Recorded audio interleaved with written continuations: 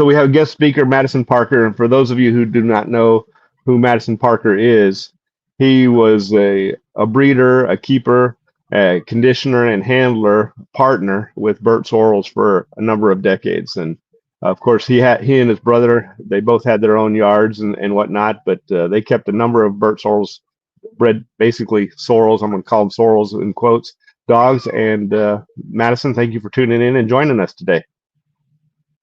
Glad to be here.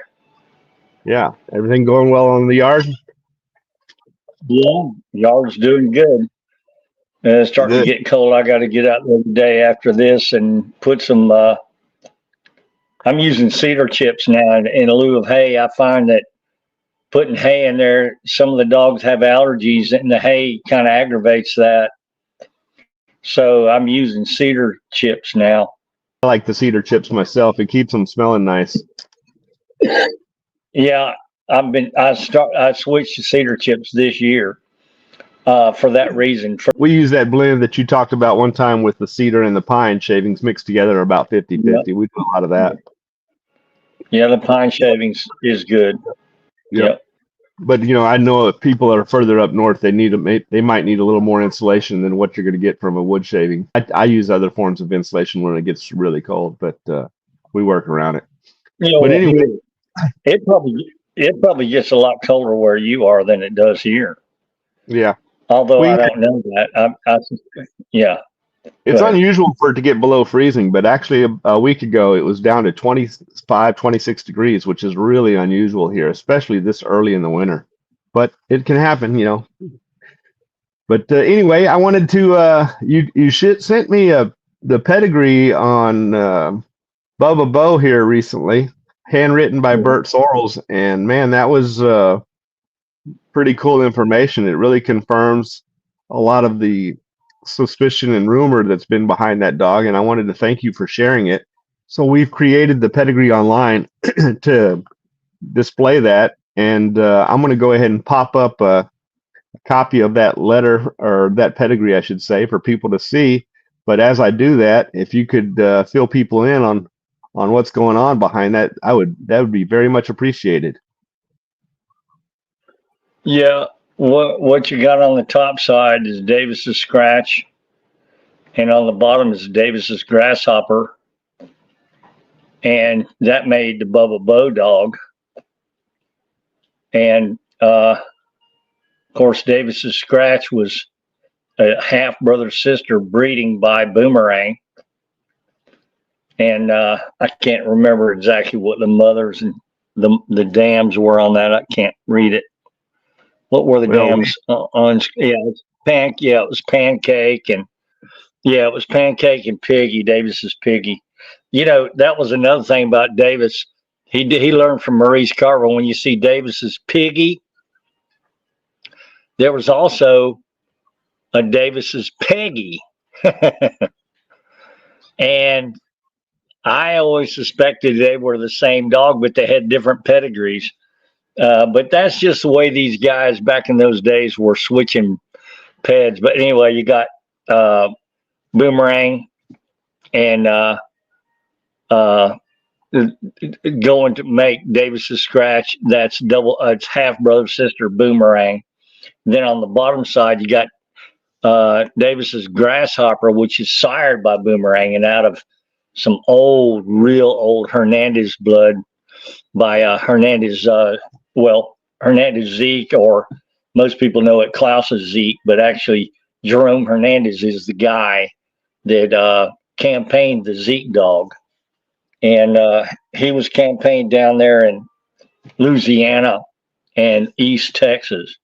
Yeah. And he was being campaigned in the I want to say the mid to early 70s. But anyway, the Grasshopper bitch on that bottom side, that was Dismuke's Diamond or something like that. Dynamite. And that goes back to Dynamite. Yep. Huh? Yeah. Yep. So it goes back to Zeke over the top of Hernandez Buttercup. Now that the bottom side on Buttercup it's Hernandez blood, but it doesn't go back. It doesn't go back to what it said. It's on paper. It says it goes back to Boudreaux's Blind Billy and all that stuff, which is bogus. Absolutely does not. It goes back to Carver's Black Widow, that bottom side. Hernandez Buttercup was a great producer. Not many people ever even heard of her. And then you had Hernandez Bonnie, which is the mother of Buttercup. And all that stuff came down from Rascal and Black Widow is what it was. It's not showing that. It's not showing Rascal and Black Widow, but that's what it really is. It's showing all pure Boudreaux, but it's not all Boudreaux, that bottom side. But anyway, so you got Scratch and Grasshopper bred together to make the Bubba Boe dog, and that's the dog that was bred to Two Shoes to make the Raisin dog. And wow, Raisin, what a dog. Oh my gosh. One of the great dogs I ever had the opportunity to handle and condition.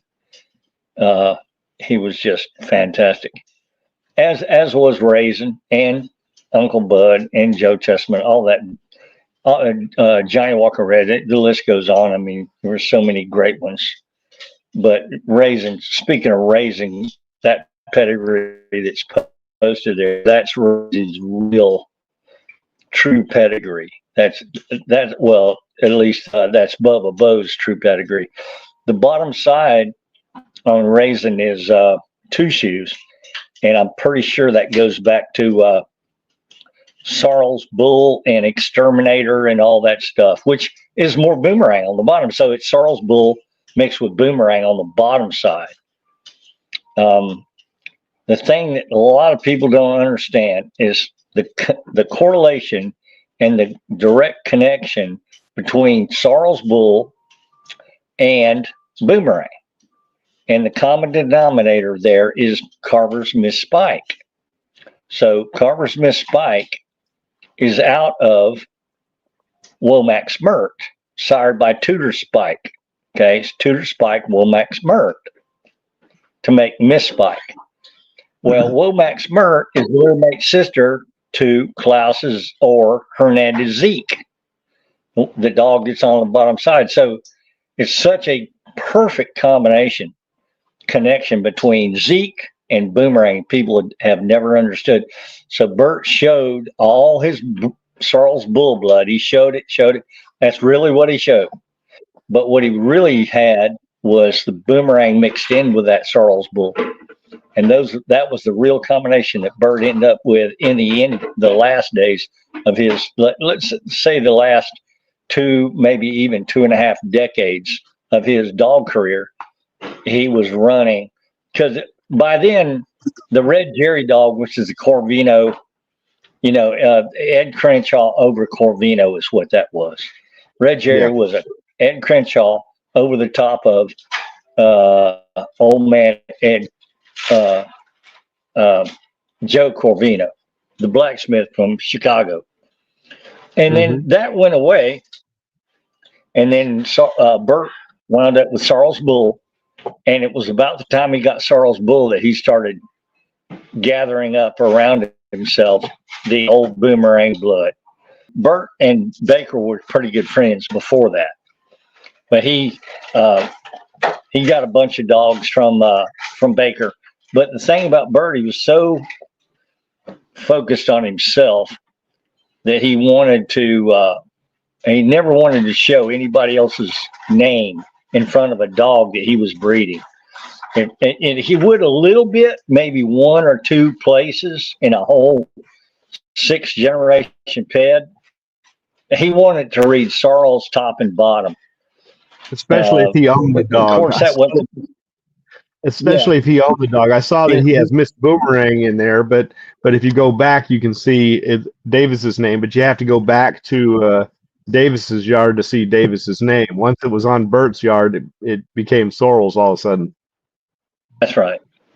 Yep. Yeah, he was bad about that. He did that to me. He did that to what was her name? Bishop Hilliard, the Hilliard brothers. There was 2 Newt and Bishop Hilliard.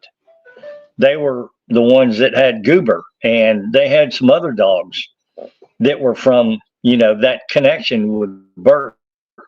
Bert and the Hilliards were partners, like my brother and I were with Bert. And it turns out he did the same thing to them that he did to me and my brother. But we didn't know he had done that to them. But we did know that they had something to do with the Goober blood and some of the old Red Jerry dogs, the pups and grown dogs by Red Jerry. And they produced some good dogs. I don't know whatever happened to Newt and Bishop, but they were well thought of. And Bert did them pretty bad. But sure. it was because he was. Yeah, go ahead. All right. So real quickly, I'm going to back up a little bit just to help our viewers follow what's going on. So right now I'm showing a picture of you and your brother Skip with Raisin. Okay. So that you actually had Raisin on your yard for obviously a while when you were doing the conditioning and handling of him and whatnot. You actually bred Raisin a time or two, or did Bert do all the breedings on Raisin? No, I bred him. I owned several of his offspring. I mean, I matched some dogs that were sired by Raisin, a handful of dogs that were sired by Raisin, but I was with me and my brother Bert moved to Florida from Marana, Arizona. Bert was, he of course he feigned as if he didn't have any money, that he was broke, and he was basically hiding from the law, because he was matching dogs. And this is early 80s. Early 80s. And so he wound up at our place, and hell, we were feeding 60 head of dogs when he got there. And he brought about 40 or better with him.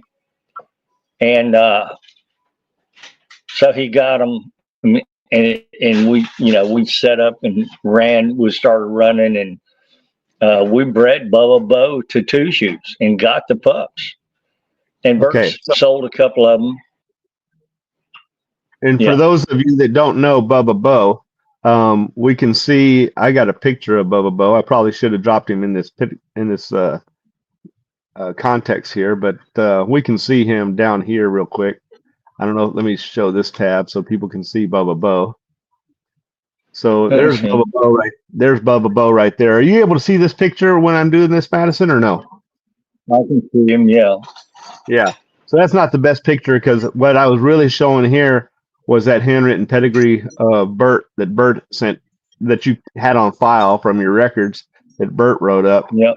And so I was showing that. And so anyway, right here, I was just basically showing our viewers that this is Madison right here with his brother Skip, and that's Raisin. Now, Raisin was about how old in this picture with you and Skip? 2 and some change. Okay. And what did he weigh in this picture? He was weighing right there at about 38. Yeah, I knew that he looked a lot smaller here in his younger years, because in some of these later pictures where he was with Bert on the cover of the Sporting Dog Journal, are you able to see the cover picture of Bert with Raisin here? Yeah.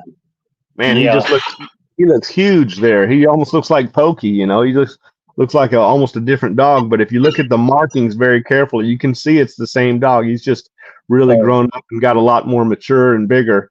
I don't know what he weighed. These pit bulls, when you get them on the chain and they start getting older, they gain weight like everybody gains weight. If you don't work out all the time, you're going to gain weight. And I know one thing about Bert, he always fed good, and so the dog was getting older right there. Raisin had to be about 7 or 8, maybe older, maybe 9 in that picture. In this picture here, I see Bert has his initials on his dog. Did he do was that a cold freeze? I forget what a cold branding or hot branding, or was that just a shaved? Yeah, he shaved it. I see. So that's just his initials on the dog. Did he do that a lot, or did he do that just for photographs? Yeah, he did that for effect. His vanity was amazing. I mean, it was crazy. He was so vain. he was all about the camp, you know, the look, you know, that everything was about the look, and you know, the way the pedigree looked had to be looked a certain way, and if it if the ped didn't show his name at top and bottom, and you know, he would figure out a way to switch it. He'd spend hours figuring out yeah. And this picture here, is this your yard or Bert's yard? That's my yard. I could tell he was obviously younger. This is back in his working days. This is right after we had matched him. After he recovered, that was right after. Yep. And then here's a picture that says Tatanka Kennels. Of course, that's Joni Winchester. For those of you that don't know, after they when she had her own marketing and whatnot. The same group of pictures. It's all Ponce de Leon, but yeah, when Joni absconded with all of Bert's dogs, she ran up just right up the road, probably about 3 or 4 miles, not very far.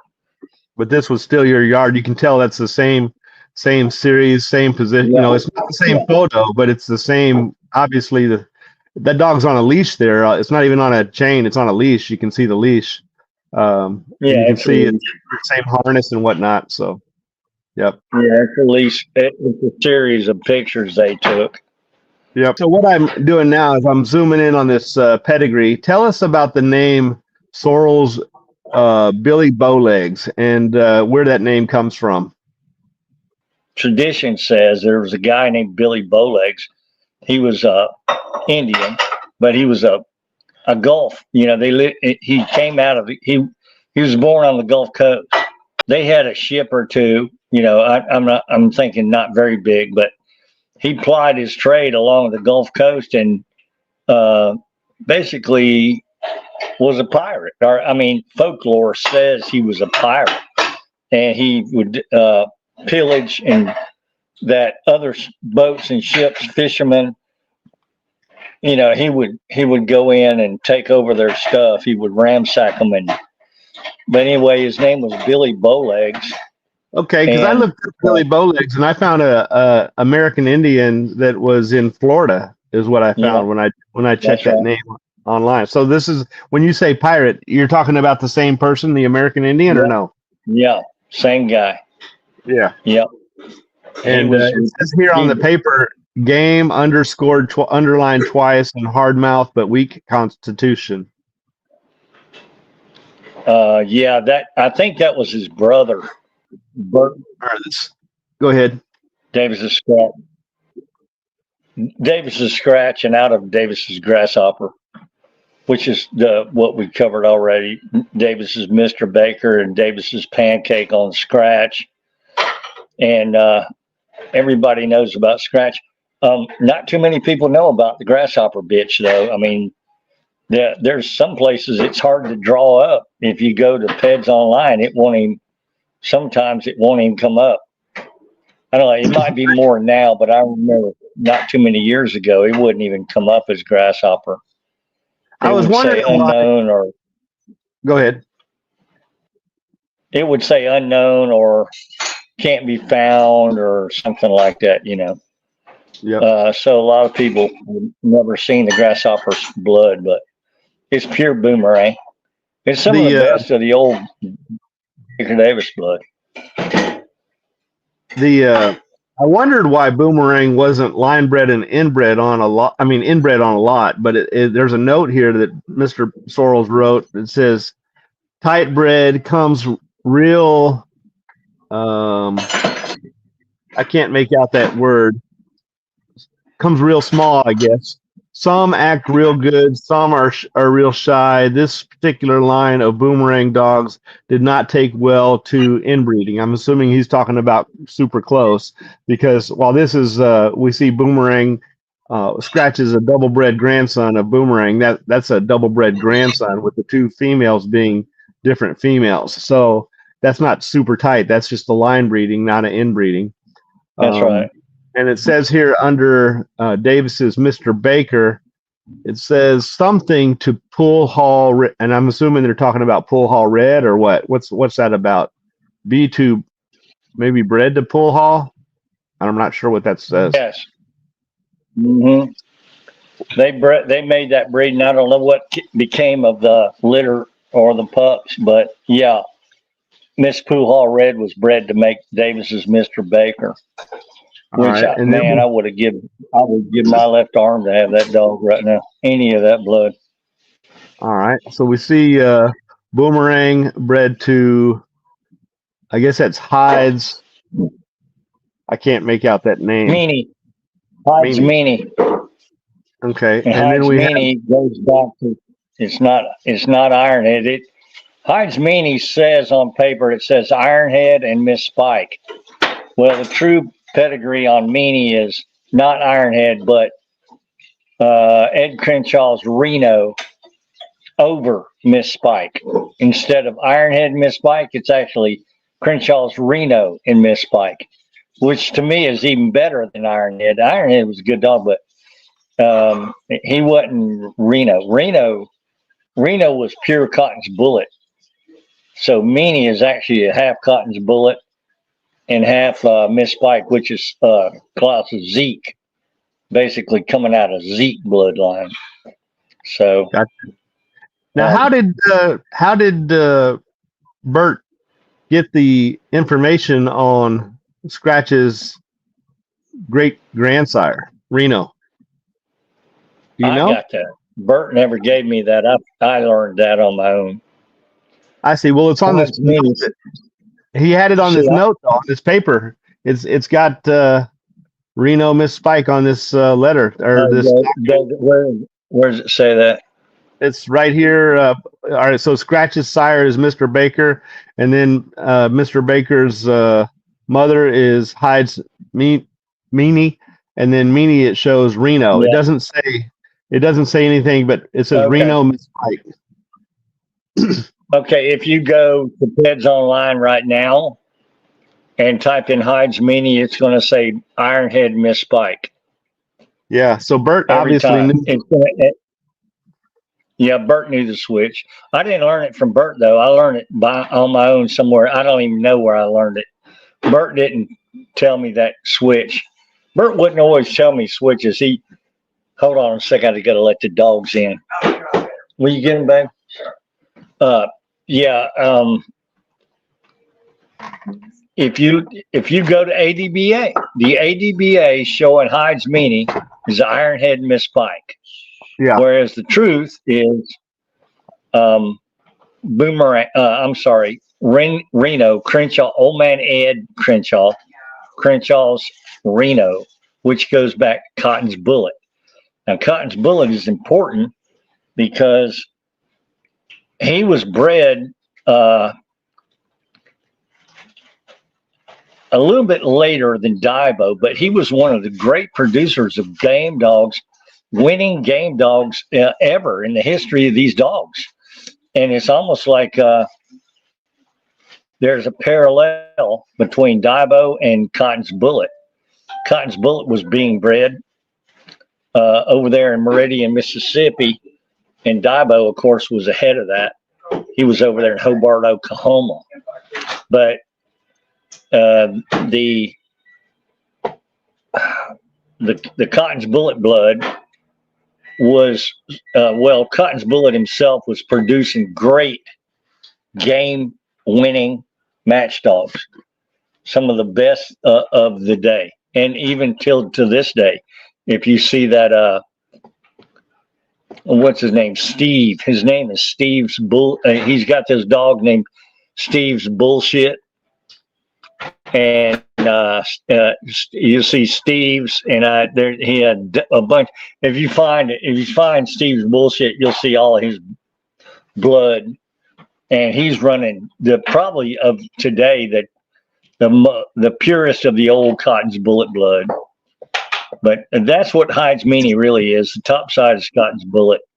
It's not Ironhead. It's really Cotton's Bullet. And then Scratch's mother is Davis's Pancake. It says half sister to CN Candy. Champion Candy.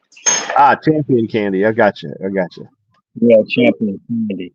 2-time winner. Pancake was a 2-time winner.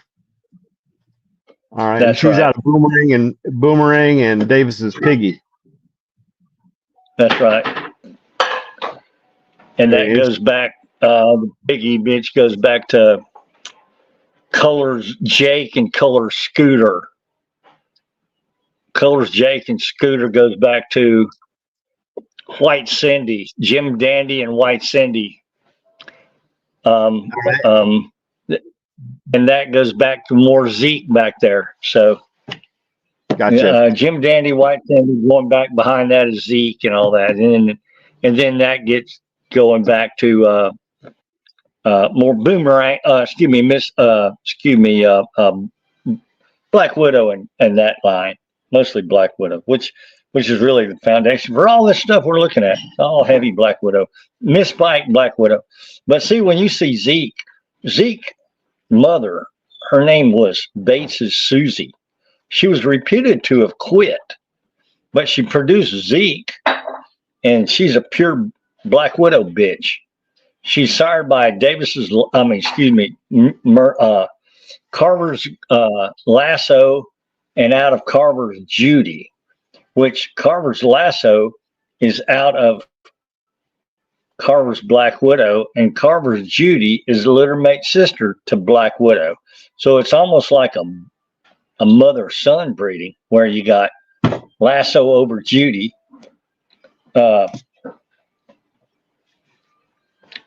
To have that, what we're talking about, all this stuff behind Davis's Piggy, Miss Spike, the Boomerang dog.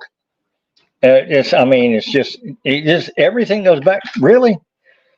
Tudor and Carver. That's really where all this goes. It really comes by Tudor and Carver is the one that bred Boomerang. You know, Carver's the one that bred Boomerang. Carver's the one that bred Bolio. Carver's the one that bred Sorrells Bull. You know, that was in the early 80s when he handed me that paper. I mean, Gotcha. I got the original paper sitting here on my desk. A little brother to Bubba Boe. And Bubba Boe was the one that Bert held on to. Well, he held on to the whole litter. Okay, so even if it's a different dog, it's still the same pedigree if they're litter mates. Yeah, that's right. All right, Yeah, and so tell us about Davis's grasshopper here. What do you know about her? I see her top side's Boomerang, bottom side is Dismuke's Dynamite, but it's, yep. Yeah, that's Hernandez Zeke, Dynamite, Dismuke's Dynamite. Yeah, he spelled it a little different. He spelled it Dinahmite, but Dynamite, same thing, just spelled different. Right. And Zeke over Buttercup, Hernandez Buttercup. Hernandez Buttercup is basically Rascal and Black Widow. And Zeke is Fitzwater's Goldie and Bates's Susie. Bates's Susie is what I was just talking about, Lasso and Judy. So it lines up, perfectly with Boomerang. So when you put Zeke and Boomerang together, no wonder Bert had great dogs. No wonder. I mean, it's no accident. Bert knew what he was doing. One thing, he was smart. Now he wasn't morally right. He was not honest, but he was a lot like Maurice Carver. Maurice Carver wasn't really honest either, but the thing about Maurice was he was a character, man. He was fun to be around. He was always laughing and telling jokes and playing pranks, and he was always in high spirits. Now Bert wasn't that way. Bert was a little bit more reserved and withdrawn, and you had to approach Bert. He would never come over to you and say, "Hey, how you doing, son?" Like Maurice Carver would do that to me. He'd say, "How you doing, son?" Pat me on the back, and that dog y'all brought looked pretty good tonight. Y'all did good. How long y'all been in the game? Oh, not long, sir. Like that. But Bert would never do something like that.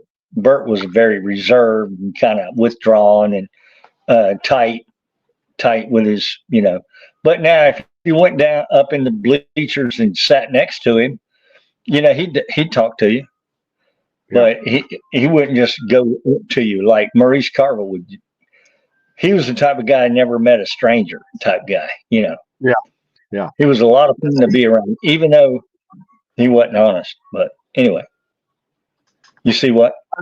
I see Davis's grasshopper. It says here, it looks like it says sis to champion popcorn mother. Yeah. I don't know much about champion popcorn. I don't know even who owned her. I think it might have been that guy, Jimmy Lee. Jimmy Lee lived up in Alachua County over there by Ocala, Florida.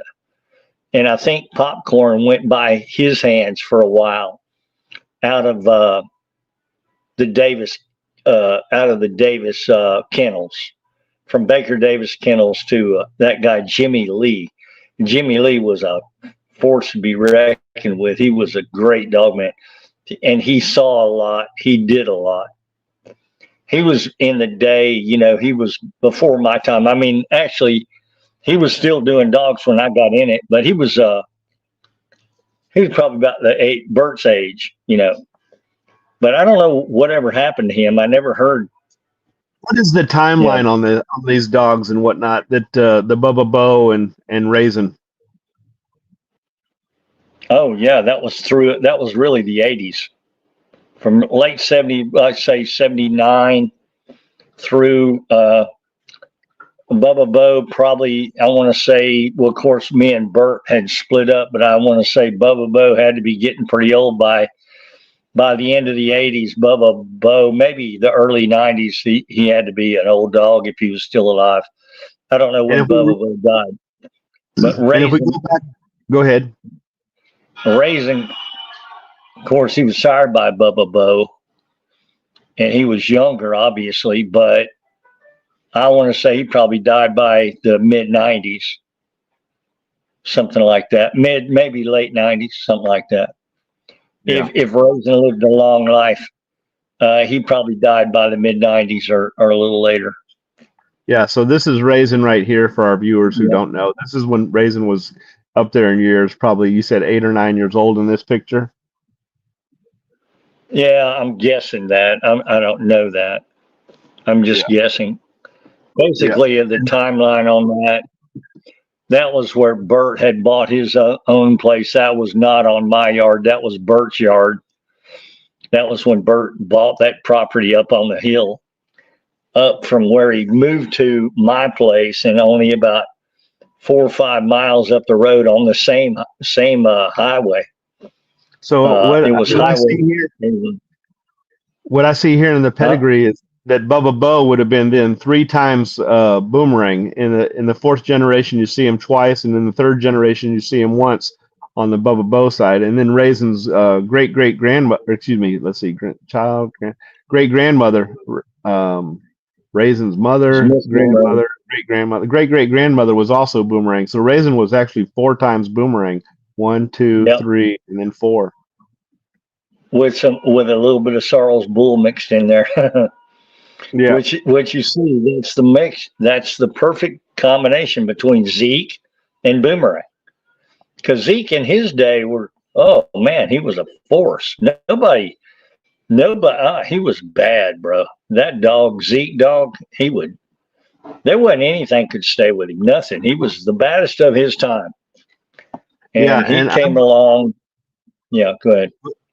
I was going to say, I noticed I had created this pedigree today because it shows the pedigree, the handwritten pedigree. So I created a new one. If you actually go back and just type in Sorrells or Champion Sorrells Bubba Boe, you'll find the other pedigrees of him that show that he was out of, who was it that they said he was out of? Shoshone. Yeah. Bubba Boe. That's right. Shoshone. That is the telltale sign. If you know Bert, of course, I know Bert as good as anybody in the dog game. If you know the telltale sign, when not all now, in the early days when and see, you got to remember, Shoshone was his favorite dog of all time, even including Raisin, Bubba Boe. Of course, Bubba Boe did not match. He never matched Bubba Boe. He was strictly used for breeding. He never matched that dog. Now, we matched Raisin, but he wasn't a champion. He was a 2-time winner. Now, he was as bad as any champion I ever saw, but he went through such a rough go against Nate Newton that Bert said, "No, we're retiring this dog. We're going to breed him." And I agreed with Bert. I said, "Man, it don't matter. We know he's a champion. This is a great dog. Don't do him anymore because you're liable to lose him, and then you won't have his blood no more." So, but Yeah. I was going to make a point. I lost my train of thought there with regard to Bubba Boe never was matched. He was not to be used for matching. In fact, if you look at his body, he probably would have been a good match dog, but he's a big, bulky dog and big-headed, and those dogs don't always make the best overall for matching.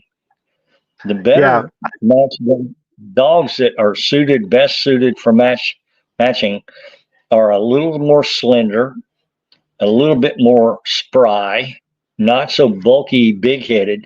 The big-headed dogs tend to be slow in their mouth. They get there, and they would do damage to you when they get there, but they're never first ones to get to hold, which can be dangerous. Yeah. Being at first in hold is a big part of winning. But so, and like Sorrells Bull never got matched. He's not a match. He wasn't a match dog. He was strictly a seed dog. And by the same token, Bubba Boe was never matched. I don't even know if he ever rolled Bubba Boe. I doubt if he did. It's funny how they have him listed as a champion. But I noticed on that handwritten pedigree, it said something about weak constitution. I'm wondering if you look at his back legs here, you can see he looks a little cowhocked and whatnot. I wonder if that's what he was referring to. But and it also said that the boomerang blood. This is, of course, the quote unquote reported pedigree, but here we're going to see what is showing as the true pedigree, and it said up there that it didn't take well to inbreeding. And if he's out of this, you'll see that he's not inbred, but he is line bred. Boomerang, boomerang, boomerang. And in that pedigree, it said something about the legs. And so, it all kind of matches up, not only with the handwritten pedigree, but also even with the dog, the picture, his legs kind of match up with this note that said something about spindly legs or something along the lines on the back. So it seems to be matching.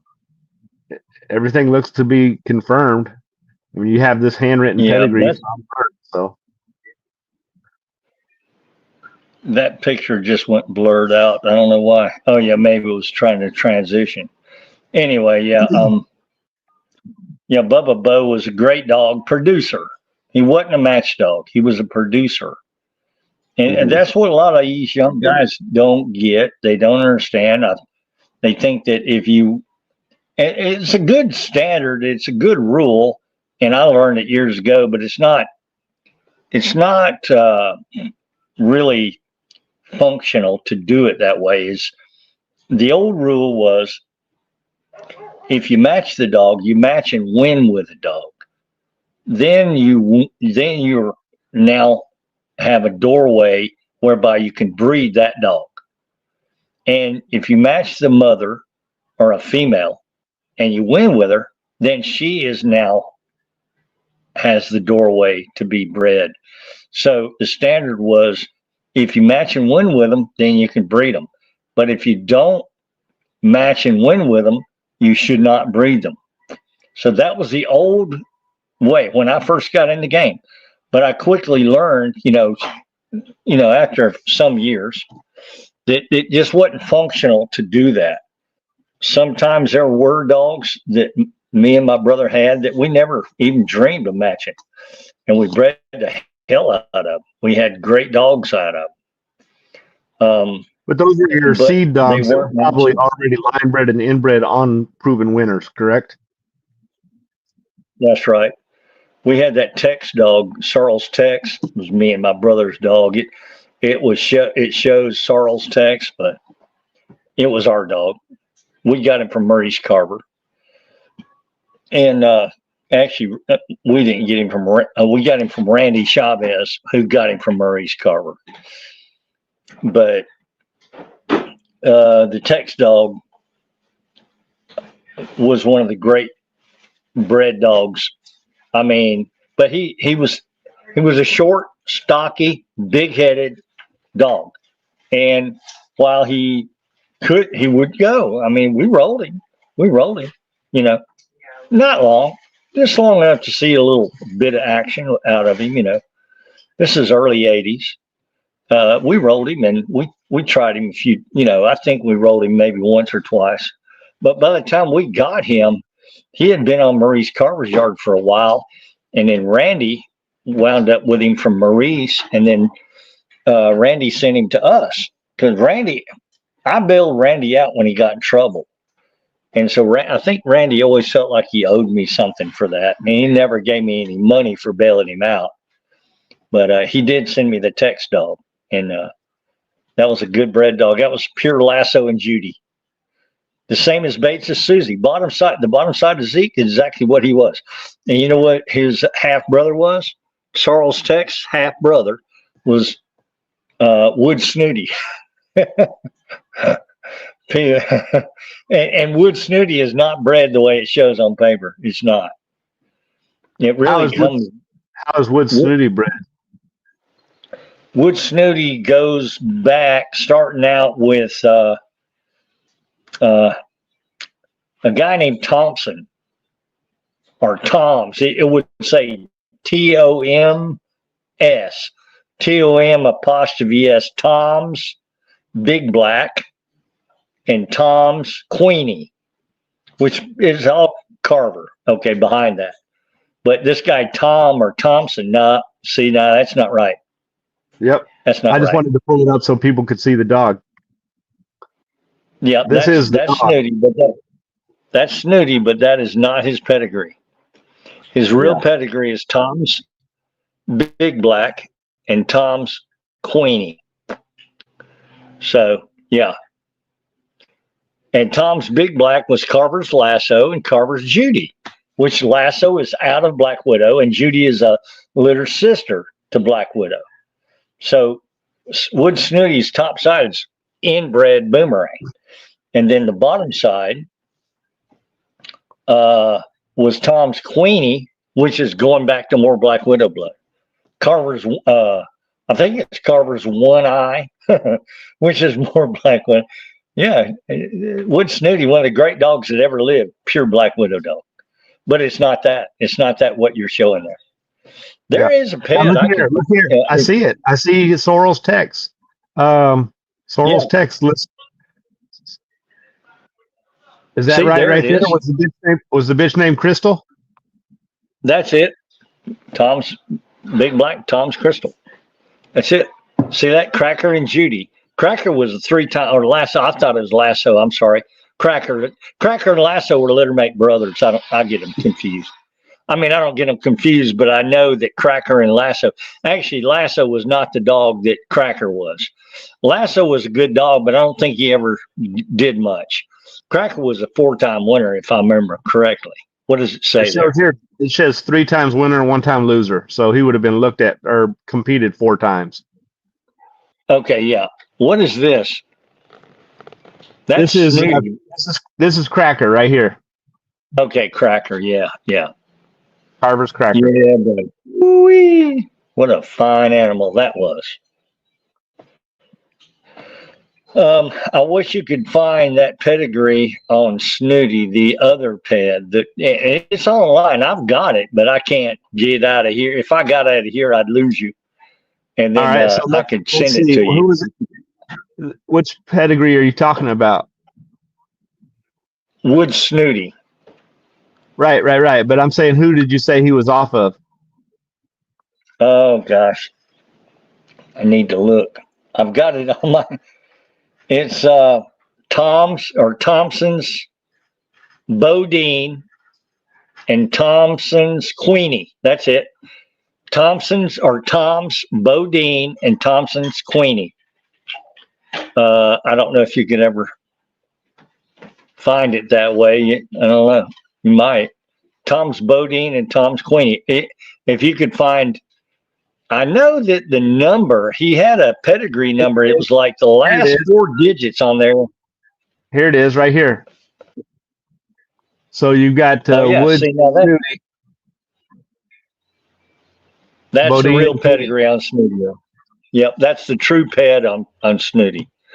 A lot of people don't know that, but that's what it is. So look at the bottom side, that Carver's Orphan Annie. Carver's Orphan Annie is pure Zeke.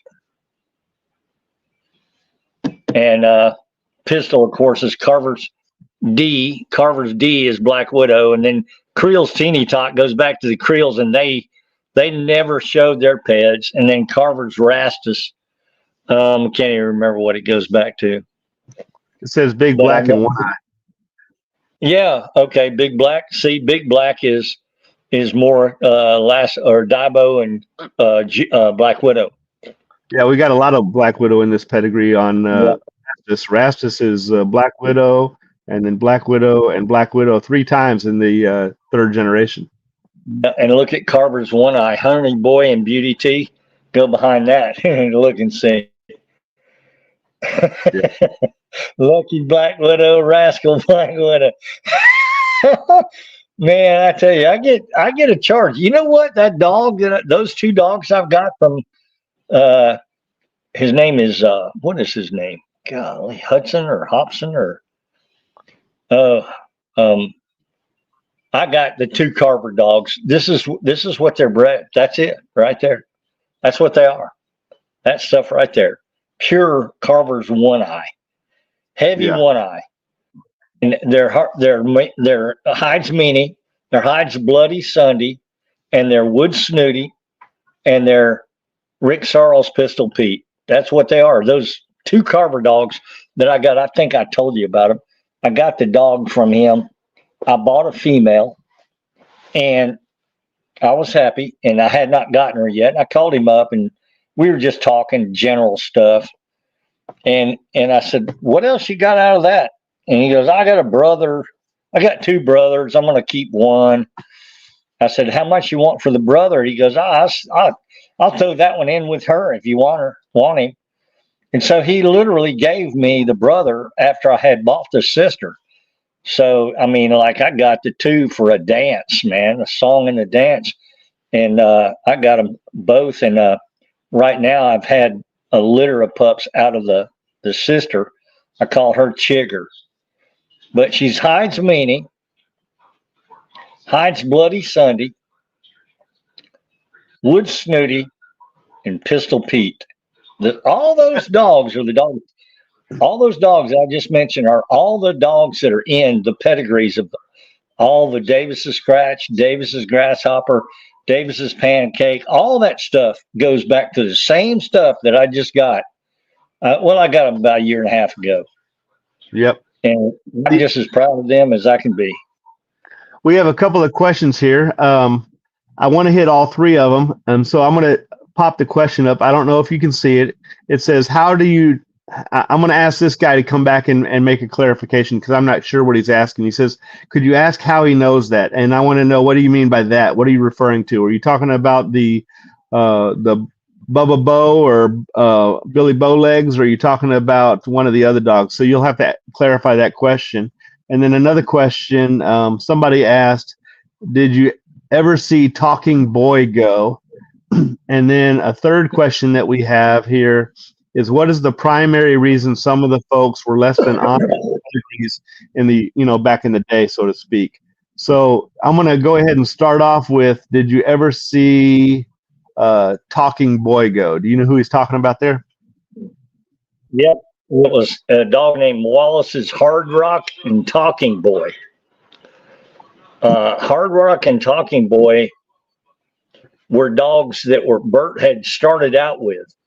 Bert had not been in the game very long when he got some dogs from Bob Wallace. And those dogs were not Sorrells dogs, they were Wallace dogs. But no, I never saw the Hard Rock Talking Boy go. But I know that he's behind the crazy Dugan dog that Bert had. And Dugan was a famous dog, and that he made the front cover of the Sporting Dog Journal after making a scratch that everybody was betting against. There was no way he could make that scratch because the old front end was gone. He had been completely bitten down by this dog named Cannonball. I think it was Stinson and Glover's Cannonball. And he was bit down, but when it was his turn to go, when it was his turn to scratch, he knew he couldn't go on his front end, so he went back on his hind legs and hopped across the pit on his back legs like a rabbit. And he fell into the dog and won the match. It was a fantastic match. But I never saw Wallace's Hard Rock Talking Boy go. No, he was long gone by the time I got in the game. That was probably late 60s there, and I didn't get in the game until the mid to late 70s. So yeah. What's the next question?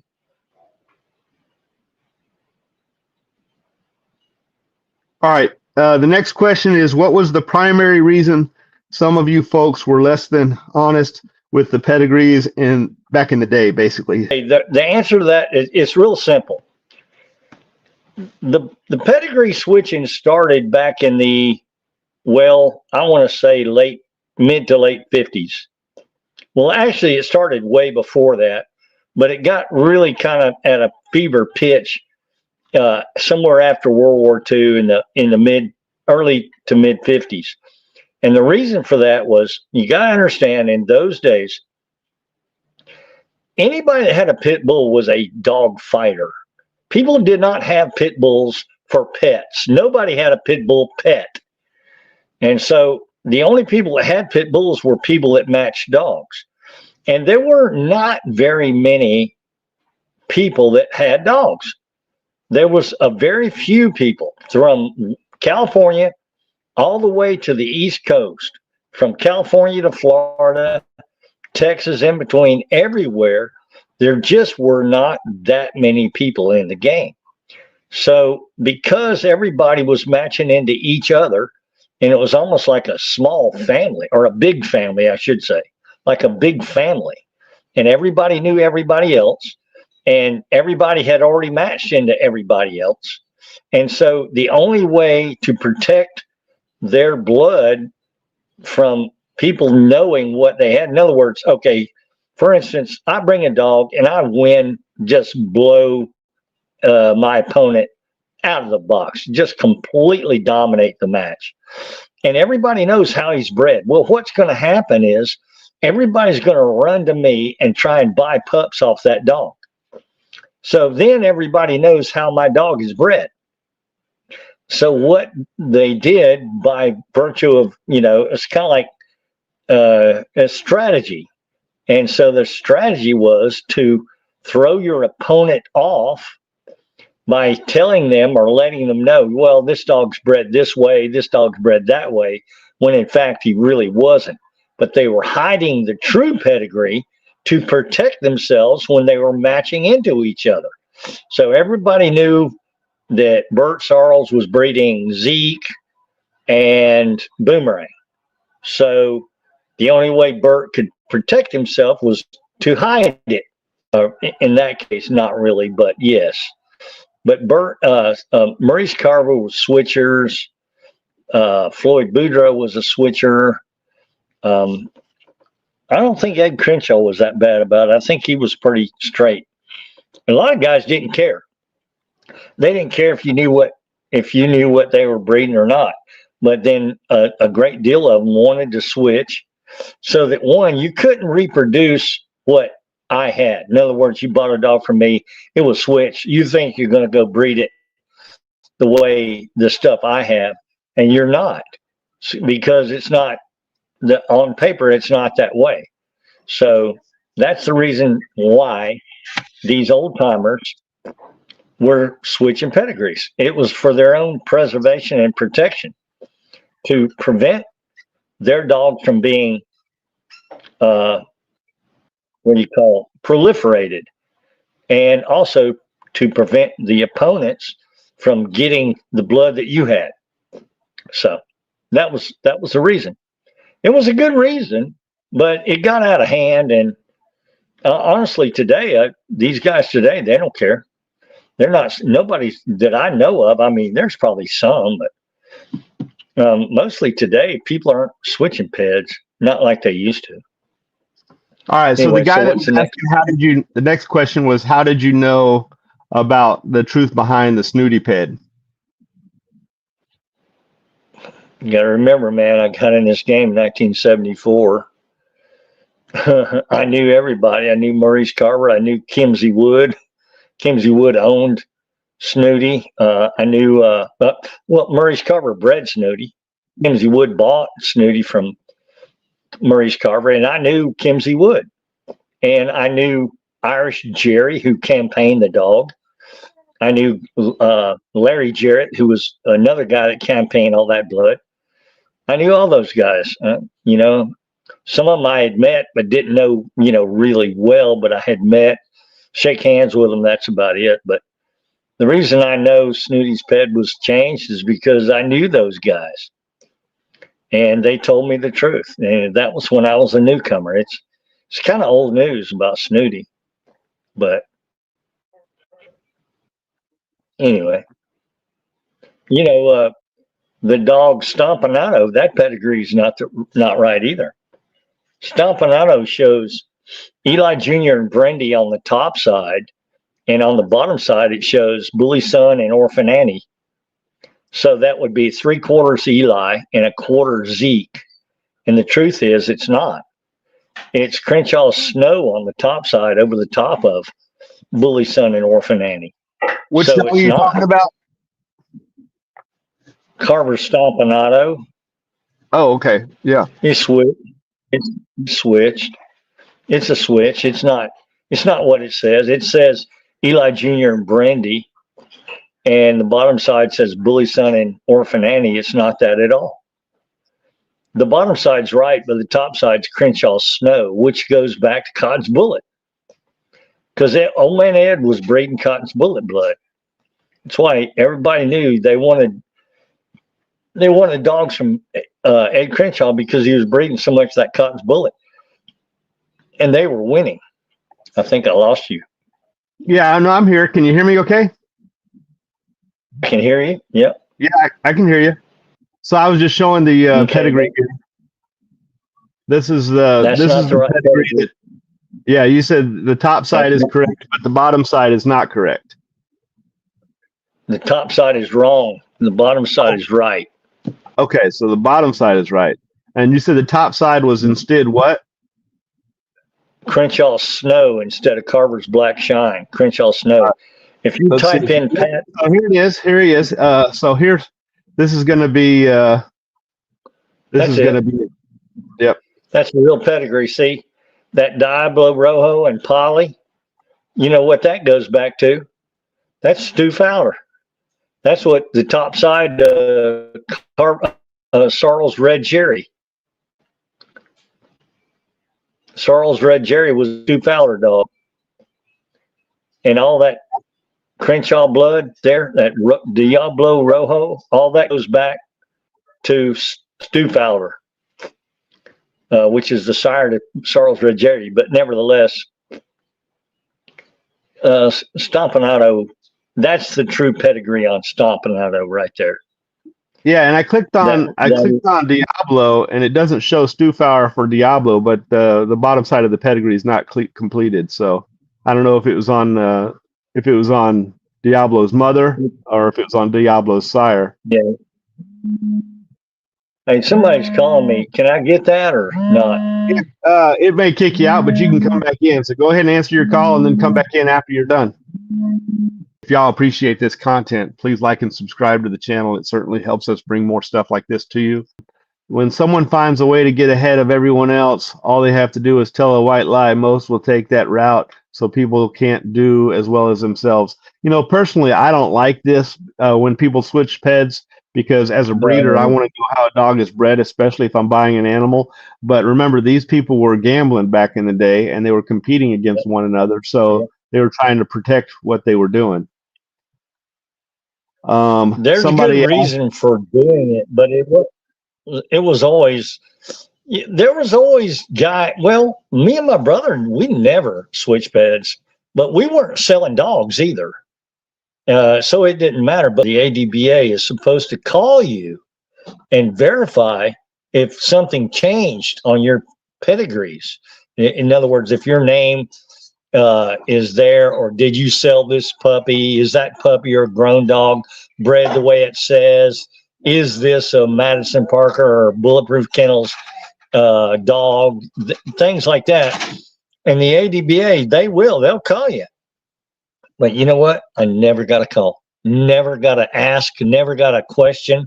ADBA never made an effort to contact me, and by writing a letter. And back in those days, there was no internet. By writing a letter or calling me on the phone. Huh? What? Ralph Greenwood was alive back then. Yeah, he was still alive. Yes. Yeah, and Bert and Ralph were tight. So that's right. They were best friends. Yep. I mean, they had traded back and forth a lot. In fact, when Bert was breeding Sorrells bull, Ralph Greenwood owned his littermate brother his name was Camino, Greenwood's Camino. In fact, Camino is behind the old Ozzie Stevens Homer dog. Yeah. And Ozzie Stevens Homer was the one that was real popular, that went against the Jeep dog in a 4-hour match. To lose. Ozzie Stevens Homer lost the match. But anyway, Homer dog had the Camino dog behind him, which to me was the Homer dog is bred better than Jeep, in my opinion. Somebody said the stuff behind the white dogs. Do you know what he's referring to? Oh, that would be not exclusively, but Cotton's Bullet produced a lot of black dogs, but also there was a lot of white dogs in that. Like, say, if you took Stompanato and looked at him, he would produce white dogs, but he was what they call a pie colored dog. Right. Big black and white splotches. So Stompanato was almost a white dog himself. He just had black splotches.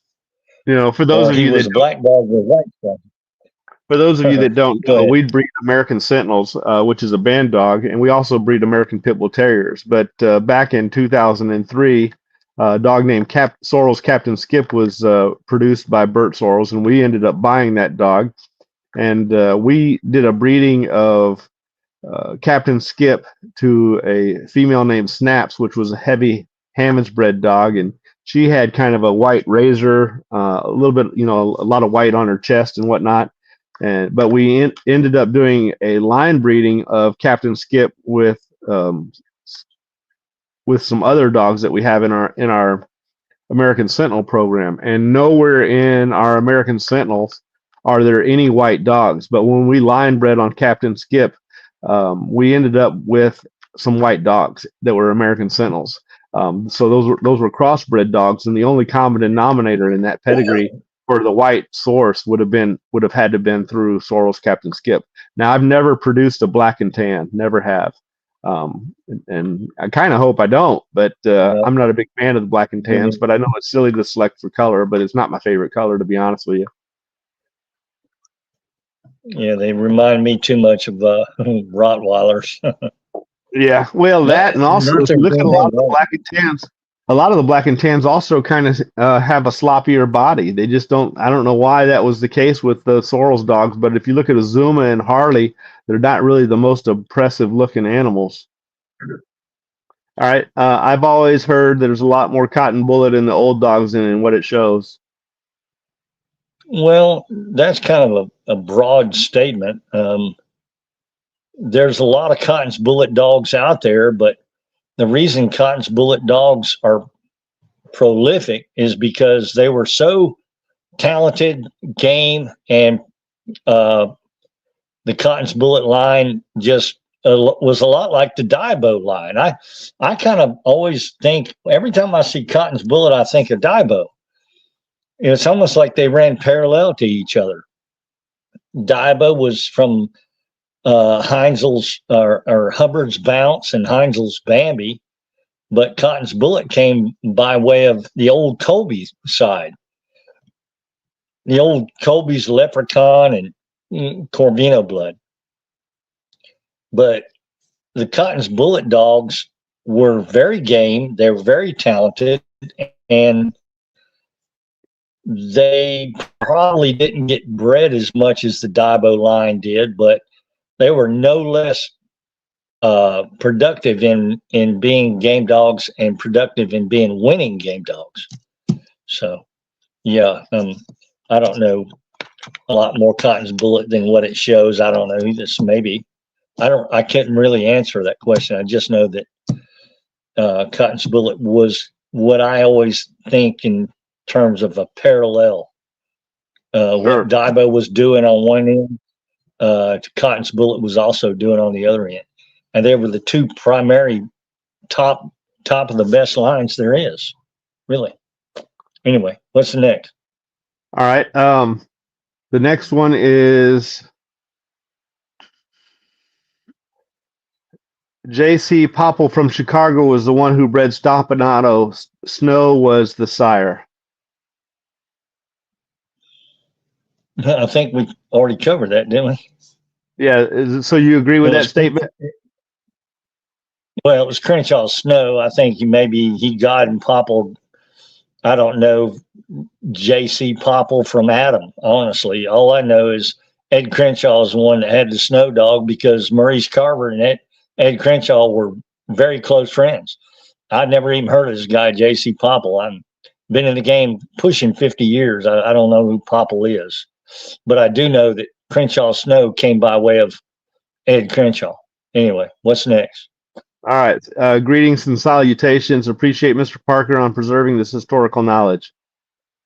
And then next we have, if someone has your blood and breeds it 3 generations, would you consider that a pure outcross or not? Well, I can kind of intervene there a little bit. It depends on how they twisted it up and not. And even if it's not outcrossed, it's still going to be selected differently.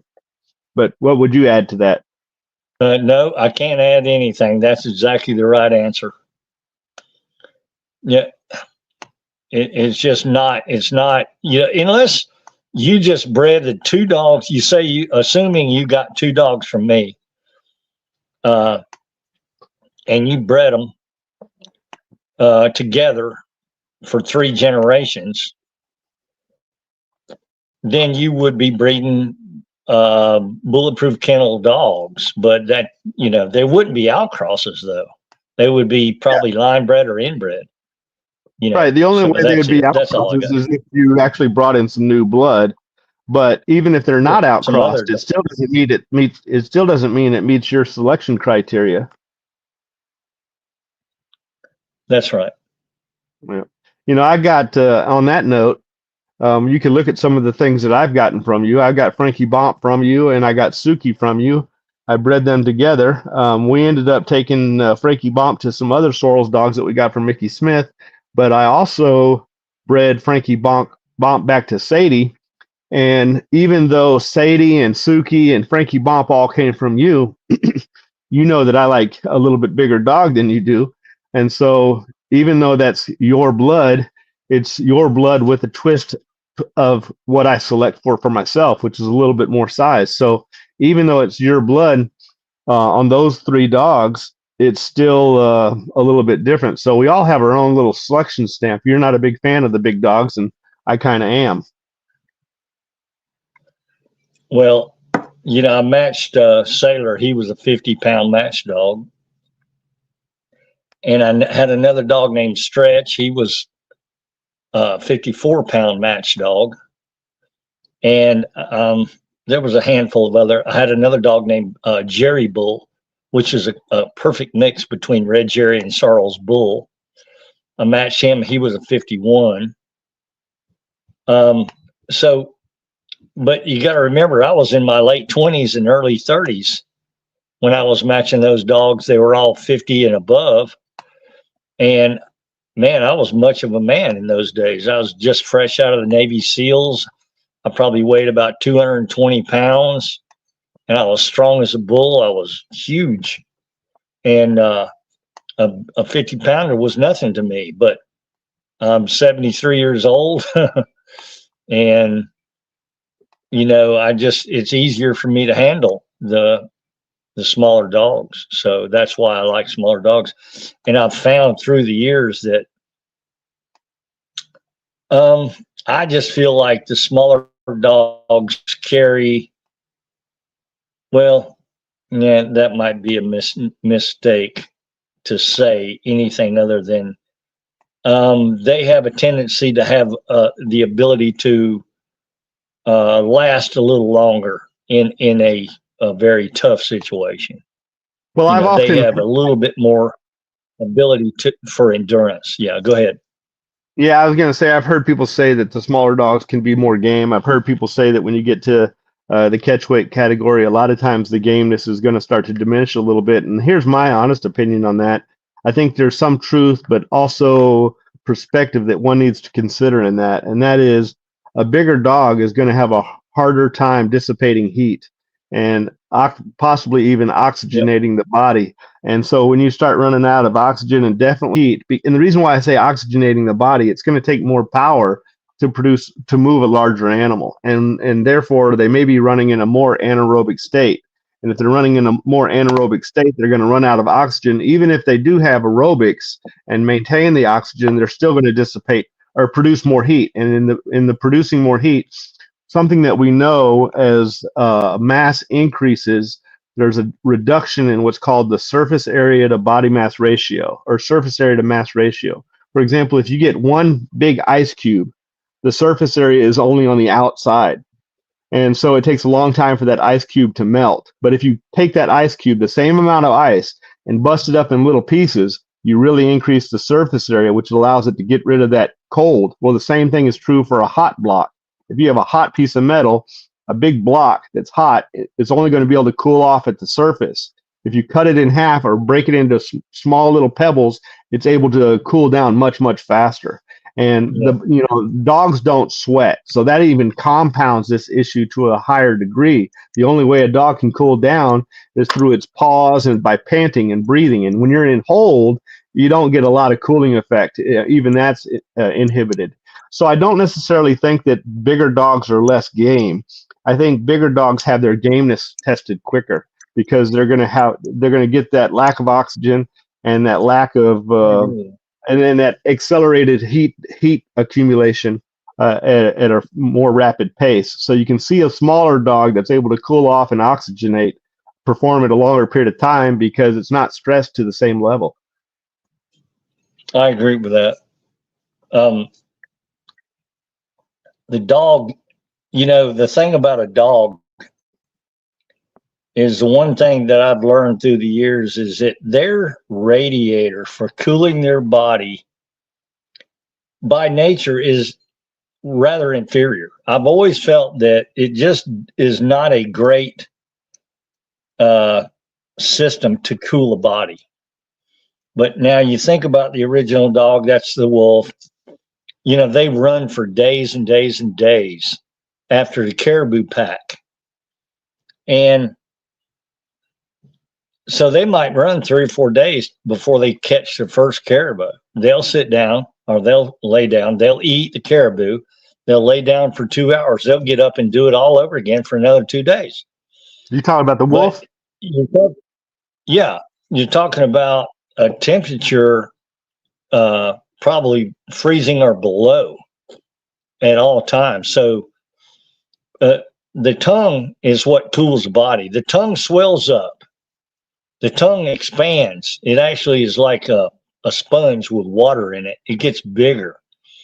And that's how they cool their body. And like Lee just said, if the dog is in hold, his tongue can't properly cool himself. So yeah, it's harder. It's definitely harder for a big dog to cool itself than it is for a small dog. The goal of the American Sentinel program is basically to capture a lot of the traits that we see in the American Pit Bull Terrier, which is going to be determination, athleticism, intelligence, agility, stamina, recovery time, health.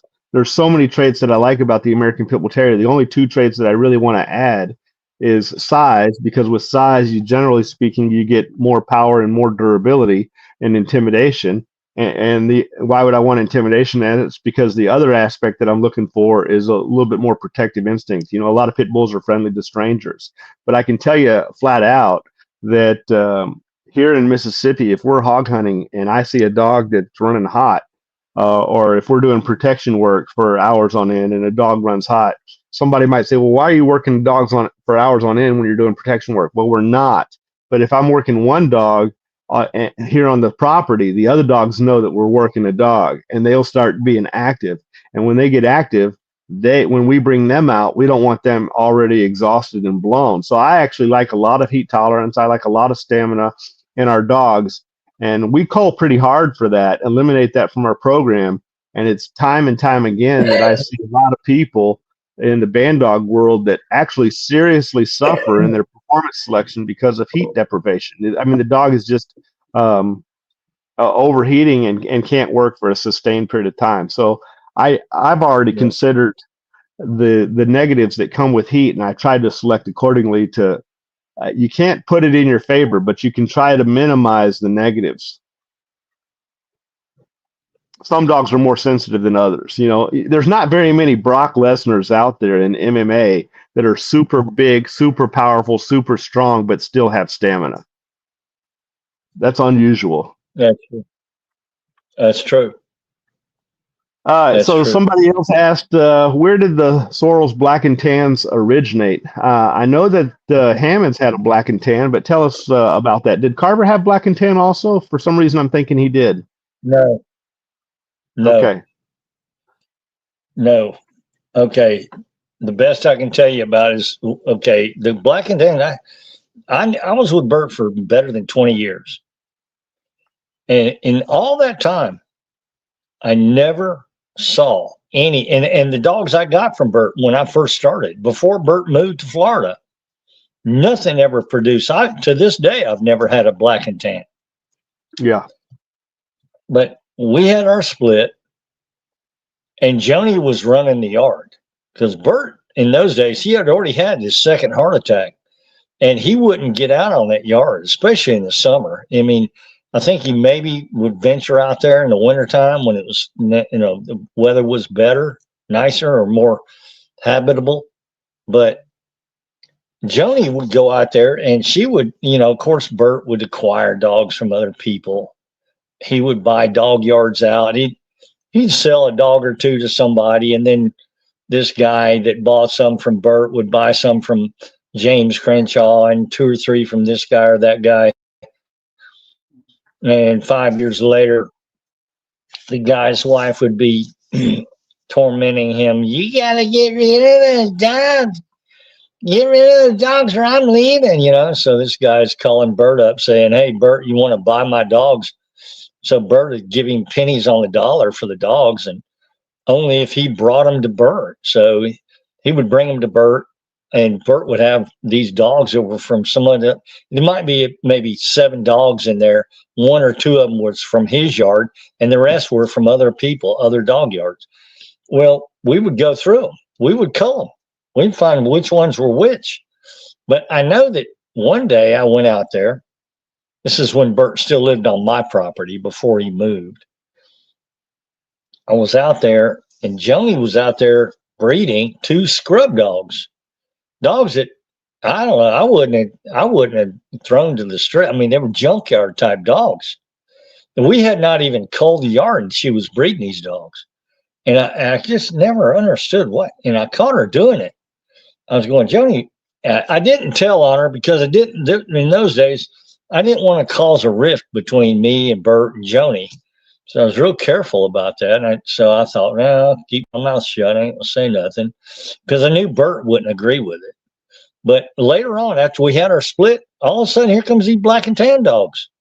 Now, I heard through the grapevine that let's see, there was Sorrells Harley, and then there was another one. Azuma. Azuma, that's it. After Joni wound up making I know she did it. I know she did that. It was all her doings because I never saw black and tan after that. But then somewhere after we had our split, Bert and Joni are showing up with black and tan dogs, and Yeah, but they tell them, like where it. do you think the source of it was? Not necessarily how they were bred, but where do you think that source goes? Tell them about the black and tans that are in the pedigrees already back there. Well, there's a little bit behind Leo Kennard's. He had a dog named Buck. Leo Kennard had a dog named Buck. They called him Black and Tan Buck because Leo Kennard had two Bucks. He had Buck and he had Black and Tan Buck to decipher between the two. But the Black and Tan Buck was a dog that Leo had. And apart from that, I don't recall anybody really ever having much of that stuff. But I do know that it caught on real quick. And by that time, Bert and Joni were done. You know, they weren't doing anything. All they were doing in those days after they ran me and my brother off, because they couldn't do anything. Joni couldn't do anything. And Bert had his second heart attack. And Joni was, you know, she couldn't do no dog. She couldn't, you know, get in the box. She couldn't promote nothing or do nothing with dogs. So they were relegated to just selling puppies. That's all they were doing. And so they were making their money by selling puppies. And Joni was out there making the breedings. And when she'd make her breedings, all that black and tan stuff popped out. And I think it was from all these other yards that Bert would buy somebody out and they'd get a handful of dogs and Bert would breed them, or Joni would breed them together, and they wound up with black and tans. And some of these people didn't care if they were game dogs or not. They just wanted a pit bull from the Sorrells line, you know. Yeah. Now here's a dog named Hammond's Casper. He was a black and tan, I see. But you're talking about Kennard. So let me back out and go to Kennard. Kennard, what was the dog? Black Buck? and tan. Black and tan Buck. Black and tan Buck. Kennard's black and tan Buck. Yeah. So the blood existed, and the reason why I wanted to mention that it existed was because some people believe that there's Rottweiler behind these dogs or something else. And personally, when I met Bert Sorrells, man, one thing I noticed was a lot of prejudice against other breeds. So I don't believe, and I think that's a common theme that's among dogmen, that they look down on other breeds, and as a result, I really don't believe they would ever even think about crossbreeding, much less do it. But go ahead and add your thoughts on that. I agree with that. I think Bert felt the same way as that me and my brother felt, but I don't think Joni was. Well, when you consider what Joni was involved in doing, okay, I got it from a good source, from a guy that had bought a lot of dogs from Bert, that after they made their split, this guy began to talk to Joni on the phone a lot. And he told me that Joni told him when the first time she ever laid eyes on Bert Sorrells' yard, she knew Bert was not married. You know, he had just had a divorce. He was alone. He didn't have anybody to help him, and he was looking for somebody to help him. And Joni was working for the Greenwoods in those days, you know, doing, you know, the pedigree stuff. And she told him, she told my friend, and I got it from him. He told me that she said that the moment she saw those dogs, Sorrells dogs, she was going to have them. She was going to own those dogs someday. She was going to do everything she had to do. She was going to have those dogs. And you know what? She damn sure did. Because when Bert left to go to New Zealand to do a confirmation dog show, that's when she saw her break. And she had already been planning for that for years. She had socked away money. She had been putting money down on a property. There was a house on that property. She was buying a house and some land. And when he left for the 2 weeks it took him to go to New Zealand to do a dog show, when he came back, there was nothing. And the only dogs left, there was a couple of old dogs, you know, male, female, old dogs, and a pen full of, I was going to say, I'm sure she wouldn't use Rottweiler because, Yeah. Joni produced a lot of black and tans and also a lot of white dogs, and you never really saw either of those on Bert's yard. And as far as Bert's pedigrees, the only two black and tans I ever saw on his pedigrees were Azuma and Harley. And, Joni had a lot of black and tans, so I'm sure they would still be based off of, at least the American Pit Bull Terrier gene pool. Oh yeah, they were Yeah. pit bull terriers, but I don't think Joni was selectively breeding them. Yeah. I always felt like you had some idea to sabotage Bert. We have a next question. And I'm curious about well, you have something to say? Go ahead and say it. No. All right. There's a little bit of delay I'm here done. sometimes. So sometimes it's hard for me to tell if you're speaking or not because I have a little bit of a delay, and I'm not meaning to interrupt. My apologies. All right. It says, I love smaller dogs because they have a great amount of the bull terrier gene, which is very active. Now, I have seen a lot of claims about bull terriers, but I've never really seen any consistency in them being used as game dogs. But what do you know about this subject? The bull terrier gene, I don't know anything about them. I've never bred bull terriers, and I think they're pretty neat dogs. I mean, I always admired them. I thought they were really interesting the way they look. They got that long snout. There's no stop. I mean, it goes straight from the top of their head right down to the end of their nose. I like their look, but I've never bred that line of dogs. I don't know that the small dogs are showing or have all that, bull terrier stuff in there. I don't know where that comes from. I've never heard that. I mean, I really don't know. I couldn't tell you. I've never heard that the smaller dogs are carrying the bull terrier gene. Real quick, before you go, and this will be quick. Have you ever seen the bull terrier even be competitive in the last 50 years? No. I didn't think so. Thank you for mentioning that. And on that, I'm going to go ahead and say thank you for joining us today, and we'll have you again soon. And we'll save the rest of these questions for the next one. Great. I look forward to doing it again. You call me and we'll do it just as quick as you want to make it happen. Just call me. Sounds good. You have a blessed day. Thank you. Same to you. Thank you, everybody else, for listening. All right. You take care. Okay. Bye-bye. Bye-bye. Y'all take care and have a blessed day. And until next time, see you around. Hey, like and subscribe. We appreciate your support. Later.